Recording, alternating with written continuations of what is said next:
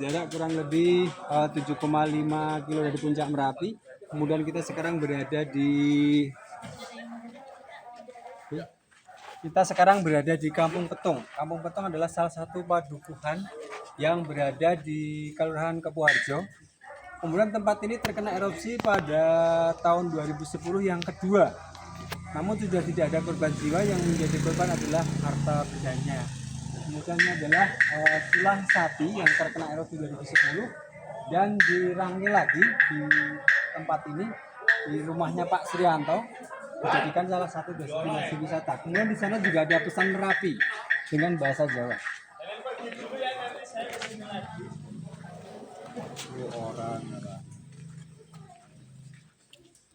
Kemudian di sini ada pesan Merapi, namun ini yang nulis siapa, pencetusnya siapa, kita juga nggak tahu. Tapi di sini ada pesan Merapi dengan bahasa Jawa. Aku orang alahan, Turya ora pingin dikalahke. Nanging mesti tekan janjine mung nyuwun pangapura nek ana sing ketabrak, keseret, intir, kebanjiran lan telep mergo ngalang-alangi dalan sing bakal tak liwati. Artinya bahwa warga Kampung Petung ini sudah hidup berdampingan dengan Gunung Merapi sejak dahulu kala. Sehingga jika Merapi akan terjadi erupsi pasti sudah tahu akan tanda-tandanya. Jadi meskipun Merapi dipantau dari BMKG, namun di sini juga warga masyarakat sudah tahu akan tanda-tandanya jika Merapi akan terjadi erupsi. Maka di tahun 2010 semua warga masyarakat di Kampung Petung ini sudah mengikuti instruksi dari pemerintah untuk dievakuasi, makanya sudah tidak ada korban jiwa. Dan Merapi sudah meminta maaf jika sewaktu-waktu terjadi erupsi ada yang tertabrak, terseret karena menghalang-halangi jalannya erupsi. Makanya yang menjadi korban di sini adalah harta bendanya seperti hewan ternak, rumah dan barang-barang lainnya. Kemudian ini adalah pas evakuasi korban erupsi 2010. Kemudian ini adalah warga lereng Merapi yang berusaha menyelamatkan diri sampai ke Tugu Jogja, namun masih terkejar abu vulkanik. Nah, erupsi terjadi 2 kali di tanggal. Berarti sampai ke Jogja ya? Sampai ya, ke abu vulkaniknya. Sampai ke rumah saya. Abu vulkaniknya ya. Sampai Banten ya. Segini rumah itu. Kemudian erupsi itu terjadi 2 kali di tanggal 26 Oktober itu yang bersamaan dengan meninggalnya Mbah Marijan. Kemudian erupsi yang paling besar itu ada di tanggal 5 November 2010, hari ini hari Jumat, tepatnya jam 12.05. pas orang Jumatan ya? Enggak, ini malam. Oh, malam. Makanya di sini korbannya lebih banyak karena pada itu diperkirakan erupsi itu tidak mencapai 17 sampai 20 kilo. Namun itu tadi di luar kuasa manusia tadi, ternyata erupsi itu mencapai 17 sampai 20 kilo dan material berupa pasir dan batu itu mengalir melalui Sungai Gendol yang disertai awan panas dan warga masyarakat bawah yang belum sempat dievakuasi, dia terkena awan panas dari luapan Sungai Gendol tadi. Kemudian ini adalah Bangker Kali Adem. Tidak saya jelaskan, nanti tadi sudah dijelaskan di atas ya. Ini Bangker Kali Adem.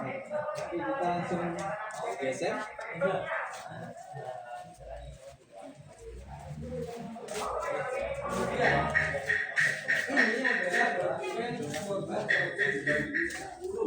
Ini adalah pemukiman yang terkena awan panas. Inilah pemukiman yang terkena awan panas. Inilah kandang ternak. Kandang ternak yang tadi bukan? Yang bawah ini kandang ternak yang daerah bawah. Kemudian ini adalah sapi yang terkena awan panas. Ini sapi yang terkena awan panas dan mengelupas kulitnya. Tapi masih hidup tapi ya? Masih hidup tapi akhirnya mati juga. Ini sama. Kemudian setelah beberapa bulan sudah mulai tumbuh rumput, inilah aparat keamanan yang sedang membakar bangkai sapi karena kalau sudah dibakar dikhawatirkan menimbulkan penyakit. Ini sapi yang terkena awan panas dan mati juga. Kemudian ini adalah sama. Ini adalah sepeda motor dari keluarga Pak Srianto. Jadi yang punya rumah ini namanya Pak Srianto. Pak Srianto adalah warga masyarakat biasa, namun beliau kreatif mengumpulkan barang-barang yang terkena erupsi 2010, dijadikan satu di rumahnya ini, dijadikan salah satu destinasi kunjungan wisata pada saat ini. Kemudian pas evakuasi korban erupsi 2010, karena pada saat itu erupsi itu bersamaan dengan gerimis, makanya abu itu menempel ke wajah, pakaian maupun dari warga lereng Merapi. Ini korban yang sudah meninggal, sama ya. Ini korban yang sudah berada di Rumah Sakit Yogyakarta, Rumah Sakit Jajito, dan sudah meninggal pada saat itu.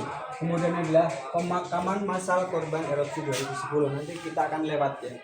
makam ini nanti kita akan lewat. Kemudian di sana juga ada tulang ayam. Kemudian di sana ada alat jahit dari istrinya Pak Srianto. Pak Srianto ya. Pak Srianto sekarang tinggal Ada itu di depan. Itu Pak Srianto itu yang namanya Pak Srianto itu yang pakai baju kaos biru. Itu yang punya rumahnya. Tinggalnya di bawah di Huntap juga di Huntap. Kemudian itu adalah fotonya Pak Srianto di sana ya. Kemudian di sana ada bekas kamar tidur utama, kamar tidur anak, bekas kamar tidur. Kemudian yang di sini jangan diambil. Di sini nggak mau difoto. Oke, kita lanjut ke kalau dulu barang-barang benda-benda pesawat. ruangan.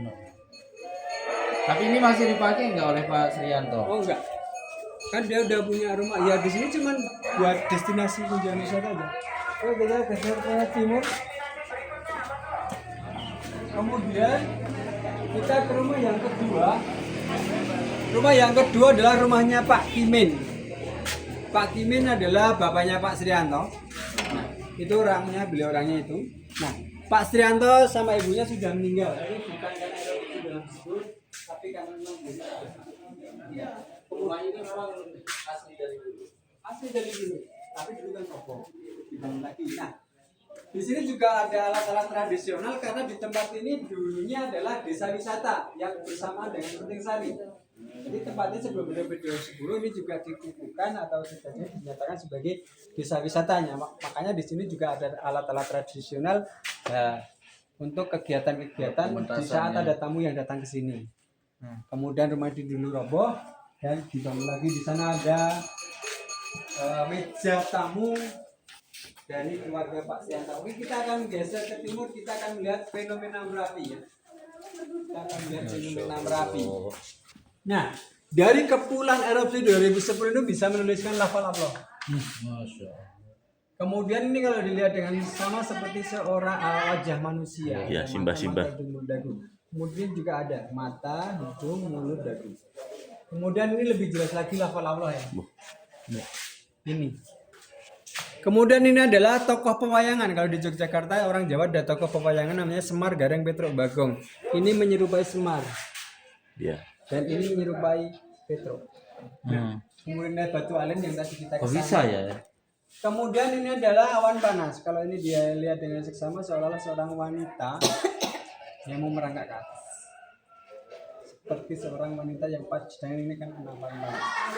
Kemudian ini juga seperti muka manusia juga, mata, hidung, mulut dan kemudian ini dulu di sini juga ada salah satu fotografer yang namanya Pak Misi, fotografer lokal. Ini sekarang juga masih ada. Sebelum erupsi 2010, makanya ini Merapi masih hijau dan sangat bagus. Nah, di pagi hari Pak Misi ini mengambil gambar Merapi. Di saat difoto tidak ada bayangan ini, tapi setelah dicetak muncullah bayangan ini. Bayangan kayak perempuan. Nah, bayangan ini kalau dilihat dengan seksama seolah-olah seorang putri yang sedang terbang. Ini ada kepala, ada tangan, dan memakai jarit atau kain merah. Setelah cetakan yang kedua ini sudah muncul lagi. Hanya cetakan yang pertama yang muncul. Kemudian ini seperti nomor toko wayang dari bulan ini. Nah, dari erupsi 2010 juga tidak bersamaan dengan hujan, maka material akan menumpuk di atas berupa pasir dan batu. Setelah hujan akan terjadi banjir lahar dingin. Nah, dari banjir lahar dingin bisa merusak fasilitas umum seperti jembatan. Kemudian pemukiman. Ini Sungai Gindol yang diambil di pasirnya. Kemudian Mbah Marijan. Mbah Marijan adalah salah satu juru kunci Merapi yang diamanai dari Sri Sultan Hamengkubuwono, Raja Yogyakarta, untuk menjaga Merapi. Sebenarnya pada tanggal 26 Oktober 2010 itu, warga masyarakat Kinahrejo di kampungnya Mbah Marijan itu sudah dievakuasi semuanya, kecuali Mbah Marijan. Nah, karena masih ada sebagian warga yang mempunyai binatang ternak, sehingga kalau pagi dia pulang mencari rumput pakan ternak. Karena terjadi pada sore hari, sehabis maghrib, maka bagi mereka yang sudah kembali ke pengungsian atau sudah terjemput relawan, mereka selamat. Tapi bagi mereka yang belum sempat kembali ke pengungsian, mereka menjadi korban masih bunuh. Nah, makanya pada saat itu Mbah Marijan, karena pada sore itu sudah terdengar adzan maghrib, maka Mbah Marijan menjalankan sholat maghrib bersama putranya yang bernama Pak Asih. Menjalankan sholat maghrib dan sebagian keluarganya di masjid ini, masjid di sebelah rumah Mbah Marijan. Nah, di tengah-tengah beliau Mbah Marijan menjalankan sholat maghrib terdengarlah bunyi serutan tanda yang Merapi. Pada saat itu Merapi sudah gembur luar biasa, hujan abu yang sangat lebat. Namun Mbah Marijan tetap menyelesaikan sholat maghribnya. Setelah selesai sholat maghrib, Mbah Marijan pulang. Setelah pulang sampai di halaman rumah Mbah Marijan ini, putranya yang bernama Pak Asih